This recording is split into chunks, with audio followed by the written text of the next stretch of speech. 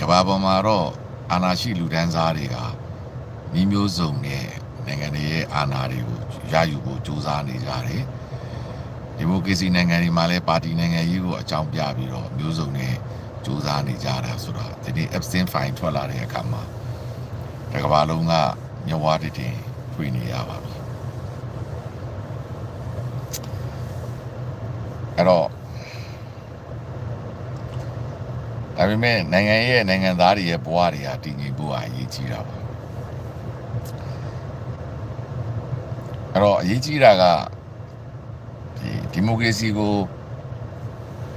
စန့်ကျင်ခြင်းတဲ့အုပ်စုတွေကတော့ဒါဒီမိုကရေစီနိုင်ငံကြီးတွေမှာလူသားချင်းစာနာစွာနဲ့ဒုက္ခသည်တွေကိုလက်ခံတဲ့ကိစ္စတွေဖြစ်လာတဲ့ဆိုးကျိုးတွေကိုထောက်ပြပြောဆိုပြီးပဲလေသူတို့နိုင်ငံရဲ့တည်ငြိမ်တဲ့စနစ်နဲ့တည်ငြိမ်တဲ့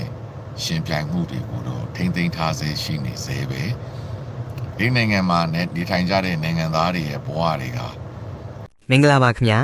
အေရှန်မြန်မာ channel ကနေနှွေးထွေးစွာကြိုဆိုပါတယ်မြန်မာနိုင်ငံတဝန်းမှာနေ့စဉ်ဖြစ်ပွားနေတဲ့ထူးခြားဖြစ်စဉ်တွေနဲ့သတင်းအချက်အလက်တွေကိုအချိန်နဲ့တပြေးညီတင်ဆက်ပေးနေတာဖြစ်ပါတယ်ပြည်တွင်းကစိတ်ဝင်စားစရာအခြေအနေတွေကိုလက်မလွတ်တမ်းသိရှိနိုင်ဖို့ကျွန်တော်တို့နဲ့အတူအမြဲရှိနေပြီပါအားလုံးကိုကျေးဇူးတင်ပါတယ်ခင်ဗျာတခြားစနစ်မှာရှိတဲ့နိုင်ငံသားတွေရဲ့ဘဝတွေနဲ့ပို့ပြီးတော့အားသာချက်တွေရှိနေစေဆိုတာကတော့ဘယ်သူမှငြင်းလို့မရပါဘူးအဲ့တော့ကဘာကြီးရဲ့တိုးတက်လာတဲ့ပြောင်းလဲလာတဲ့ဒီ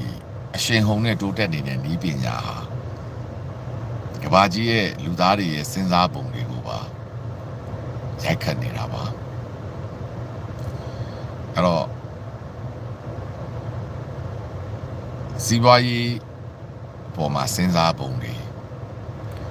နည်းပညာပေါ်မှာစဉ်းစားပုံတွေဟာလူသားတွေရဲ့စဉ်းစားပုံတွေကိုပြောင်းလဲလာတယ်ဒါပေမဲ့အဲ့ဒီအရှိတရားမှာအသေးချာဆုံးတစ်ချက်ကနိုင်ငံတိုင်းကသူတို့ရဲ့ပညာရေးစနစ်ကိုမဖွင့်ပေးဘဲနဲ့လူငယ်တွေရဲ့ဘဝတွေကိုအမှန်တကယ်ကောင်းဆောင်အောင်လွတ်လွတ်လပ်တိဆောက်ခွင့်မပေးဘဲနဲ့အဲ့ဒီနိုင်ငံတွေဟာတိုးတက်မှုနောက်ဆုံးကြံခဲ့တယ်ဆိုတာအရှိတရားပဲအဲ့တော့သူများတီထွင်တာတွေကိုပဲကိုကကောက်စားနေရတဲ့အဆင့်ရှိပြီကိုယ်တိုင်တီထွင်တာဟာကိုသူများကယူသုံးတဲ့အဆင့်ကိုမရောက်ဘူးဖြစ်သွားတာပဲအဲ့တော့အဲ့ဒီနိုင်ငံတနိုင်ငံမှာလူငယ်တွေရဲ့စဉ်းစားပုံနဲ့လူငယ်တွေရဲ့စစ်တမ်းကိုကောက်လိုက်ရင်ဒီနိုင်ငံရဲ့အနေအထားကိုဒါရှင်းရှင်းလင်းလင်းတွေ့လို့ရတယ်ဒါကြောင့်ထိုင်းနိုင်ငံမှာရှိတဲ့လူငယ်နိုင်ငံရေးသမားခြေတက်တွေကသူတို့နိုင်ငံကိုပြုပြင်ပြောင်းလဲလို့ရတဲ့ဘောင်တွင်းကနေပြောင်းလဲဖို့သူတို့ပြောသလိုလွှတ်တော်တွင်းကနေဝင်ရောက်ပြင်ဖို့မျိုးမျိုးစုံနဲ့စူးစမ်းနေကြတာကိုတွေ့ရတယ်။ဒါကြောင့်ရှီယူဆွဲဝါဒီတွေနဲ့ဒီအာဏာအလွဲသုံးစားလုပ်နေကြတဲ့ဒီလူကြီးများနဲ့သူတို့နဲ့ရှင်ပြိုင်မှုမှာအဟန့်တားတွေအနောက်ရှက်တွေအတားအဆီးတွေလည်းအများကြီးဖြစ်ပေါ်နေတာကိုတွေ့နေရတယ်။အဲကြောင့်ပြီးခဲ့တဲ့ရွေးကောက်ပွဲမှာမဲမတမာမှုတွေဖြစ်တယ်ဆိုတဲ့ပြောဆိုချက်တွေဟာထိုင်းနိုင်ငံမှာဖြေရှင်းရမယ့်ကိစ္စတွေပေါ့။အဲ့တော့ထိုင်းနိုင်ငံရဲ့အနာဂတ်ကိုထိုင်းမှာရှိတဲ့လူငယ်နိုင်ငံရေးသမားတွေကဆုံးဖြတ်တယ်လို့မြန်မာနိုင်ငံရဲ့အနာဂတ်ကိုလည်းမြန်မာနိုင်ငံမှာရှိတဲ့လူငယ်တွေကပဲဆုံးဖြတ်နေတာပါ။အဲ့တော့လူငယ်တွေကိုမှန်မှန်ကန်ကန်အသုံးချနိုင်ခြင်းလူငယ်တွေကိုလွတ်လပ်စွာနေထိုင်တဲ့ဘဝကိုပေးခြင်းကသာလေမြန်မာနိုင်ငံရဲ့အနာဂတ်ဟာတိုးတက်ပြောင်းလဲမယ်ဆိုတာဒါအရှိတရားပါအဲ့တော့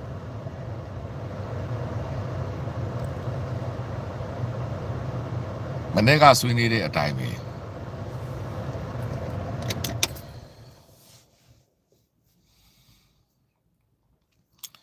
နောက်ထပ်ရှုထောင့်တစ်ခုကနေထပ်ပြီးတော့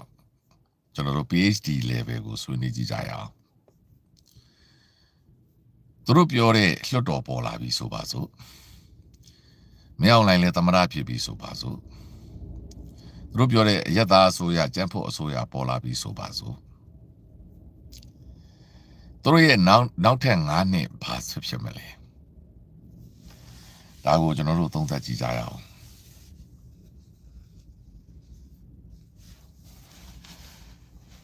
လာမယ့်2031ခုနှစ်မှာမြန်မာနိုင်ငံဘာဖြစ်မလဲလာမယ့်2036ခုနှစ်မှာမြန်မာနိုင်ငံဘယ်လိုဖြစ်မလဲဒါကိုကျွန်တော်တို့စဉ်းစားသုံးသပ်ကြည့်ကြရအောင်အဲ့တော့နောက်9နှစ်မှာထိုင်းနိုင်ငံမှာရောက်နေတဲ့မြန်မာနိုင်ငံသားတွေရဲ့ဘဝကဘယ်လိုဖြစ်မလဲနေဆက်မှာရှိနေကြတဲ့ CDN တွေရဲ့ဘဝတွေဘာဖြစ်မလဲနိုင်ငံတကာမှာရောက်ရှိနေကြတဲ့တော်လှန်ပြည်သူတွေရဲ့ဘဝတွေဘာဖြစ်သွားမလဲနောက်ထပ်9နှစ်မှာထိုင်းနိုင်ငံမှာမြန်မာနိုင်ငံသားတွေအခြေချမလားဒါတွေအားလုံးကိုလည်းကျွန်တော်တို့စဉ်းစားသုံးသပ်ကြည့်ကြရအောင်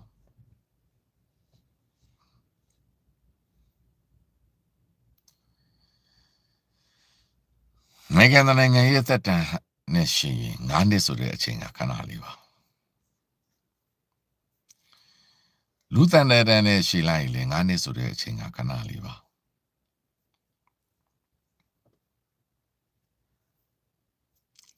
အထူးသဖြင့်အခုကိုရောက်ရှိနေတဲ့အချိန်ကနေကုန်ခဲ့တဲ့အချိန်တွေကိုပြန်လှည့်ကြည့်လိုက်ရရင်ခဏလေးဖြတ်တန်းနေခဲ့ရတဲ့သဘောပါပဲအဲ့တော့ကျွန်တော်တို့ငယ်ငယ်တွေကပြောခဲ့တဲ့စကားတစ်ခုရှိတယ်ငယ်ငယ်တွေကပညာသင်တဲ့ချိန်မှာကောင်းကောင်းပညာသင်မယ်လိမ့်လိမ့်မမကြိုးစားမယ်ဆိုရင်ကိုအသက်ကြီးလာတဲ့အခါမှာအလောက်ကိုင်းတစ်ခုကိုအခြေတကျလူငယ်ဘဝမှာတေချာရင်းနှီးမြုံနှံထားလိုက်ရင်ခိုင်မာတဲ့ဝင်ငွေတစ်ခုရှိရင်စုဆောင်းမှုတွေရှိရင်ကိုအသက်ကြီးလာတဲ့အခါမှာလူလက်ပိုင်းရောက်ရင်ပြည်လေတဲ့မိသားစုတစ်ခုပိုင်ဆိုင်မှုတစ်ခုကိုရရှိမယ်လို့ကျွန်တော်တို့အားလုံး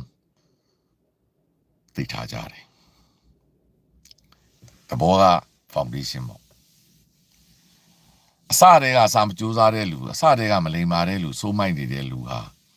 အသက်လက်ပိုင်းမှာလည်း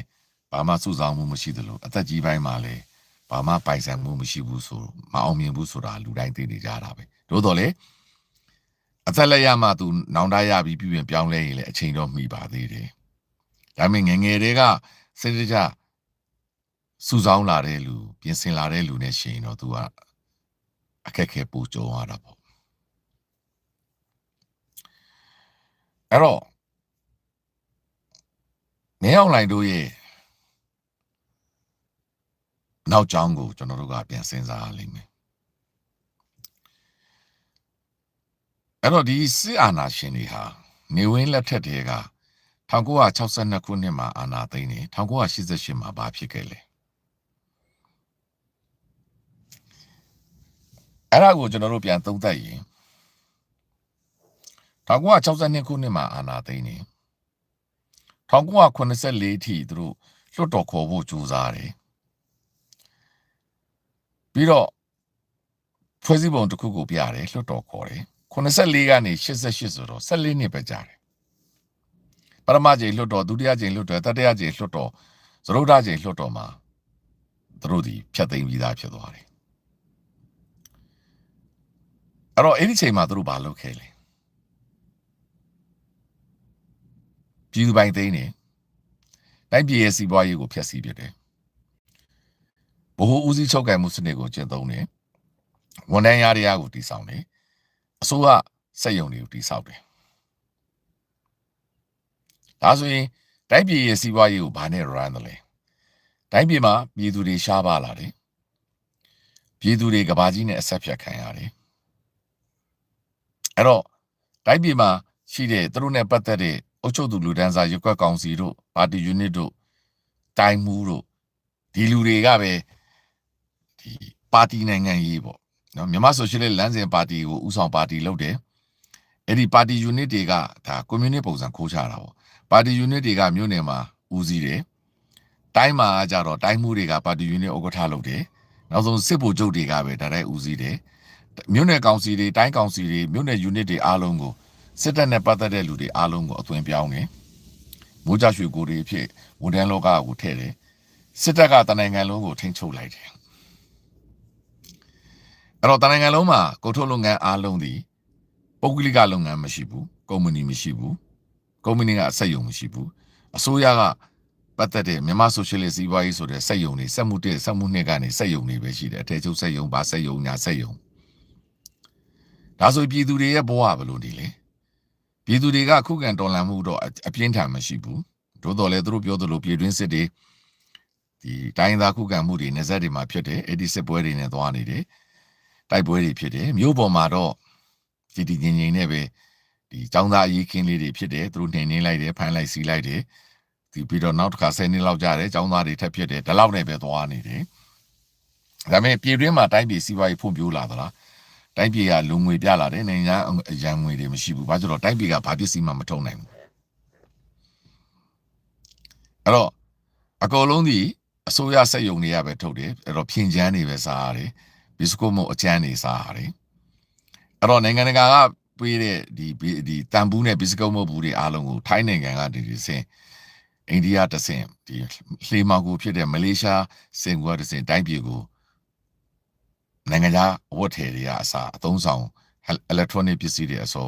မောင်းခိုးဝင်လာတယ်ကုန်သွယ်လာနေဇက်ကတဆင်လာတယ်အဲ့တော့အဲ့ဒါအားလုံးဒီရှားပါးပစ္စည်းတွေဖြစ်လာတယ်အဲ့တော့တိုင်းပြည်ရဲ့ GDP တိုးတက်သလားမတိုးတက်ဘူးတိုင်းပြည်ရဲ့ကုန်ထုတ်စွမ်းအားတိုးတက်သလားမတိုးတက်ဘူးတိုင်းပြည်ရဲ့ပြည်သူတွေတူးချင်းဝင်ငွေတိုးတက်သလားမတိုးတက်ဘူးပြည်သူတွေရဲ့ဘဝတွေပိုကောင်းလာတာမကောင်းဘူးတိုးတော့တည်ငြိမ်သလားနည်းနည်းတော့တည်ငြိမ်တယ်ရှုပ်ရှက်တော့သိမရှိဘူးအဲ့တော့မြန်မာငွေကြေးတန်ဖိုးကျတယ်အစင်ဆက်မပြတ်ကျတာပေါ့အဲ့တော့သူကနိုင်ငံတော်ကနေပြီးတော့ဒေါ်လာတွေကိုထိန်းချုပ်တယ် FE band တီထောင်တယ်အဲကနေ FEC ကိုရိုက်ထုတ်တယ်ဒါပေမဲ့တိုက်ပြည်စည်းပွားရေးမတည်ငြိမ်လာတဲ့အမြငွေတွေရိုက်ထုတ်တဲ့အမြသူတို့ကိုယ်တိုင်ပဲသူတို့ထုတ်ထားတဲ့တရားတန်တွေကိုဖျက်သိမ်းတာနှစ်ခါသုံးခါလုပ်တယ်နောက်ဆုံးကြတော့88မှာအကြောင်းသားတွေမကျေနပ်မှုကနေဖြစ်လာတဲ့ဟိုကနေပြီးတော့ချော်လဲရောထိုင်လုပ်ပြီးနေဝင်းကပါတီညီလာခံနေပါတီကိုဖျက်သိမ်းပါတယ်အာဏာကိုလွှဲပေးပါမယ်ဆိုသူကသူထုတ်ပြောတယ်သူကိုယ်တိုင်လူလာမြန်မာဆိုသူတီထောင်ခဲ့တဲ့မြန်မာဆိုရှယ်လစ်လမ်းစဉ်ပါတီကိုဘယ်သူမှတိုက်ယူစရာမလိုပဲဘယ်သူမှတိုက်ယူစရာမလိုပဲသူကိုယ်တိုင်ဖျက်သိမ်းလိုက်တယ်